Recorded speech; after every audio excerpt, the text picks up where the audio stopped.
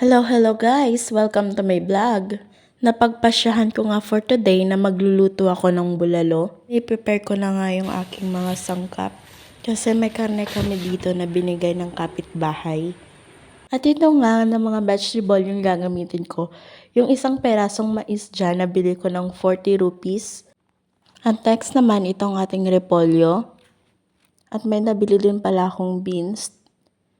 At may patatas din akong 2 peraso. Malalaki yan guys.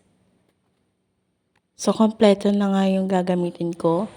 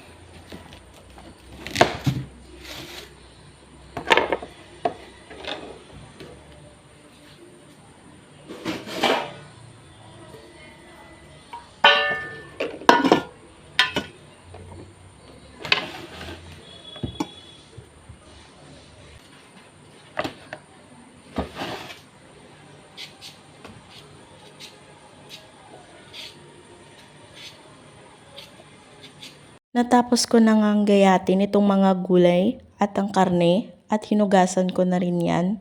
Pinagsama-sama ko na nga dito yung karne, mais at patatas. Dito ko na nga papakuloan sa pressure cooker para mabilis lumambot at less time din kung baga. At naglagay lang ako dyan guys ng onion, ginger, salt, and pepper. At ito na nga guys, luto na ang ating beef bulalo. Kaya tikiman time na, pinatikim ko na nga dito sa pinsan ni Badu. Mais pa yung unang dinampot, sabi ko tikman niyo yung sabaw. Siya lang yung nag-game na magte-taste test kasi yung mother niya at yung mother-in-law ko ayaw nilang tumikim kasi wala daw masala. Sabi ko nga next time magluluto ako, maglalagay ako ng masala. At tinanong ko nga dito yung pinsan ni Badu if ano ba yung lasa. Sabi niya okay naman, parang napilitan lang siya.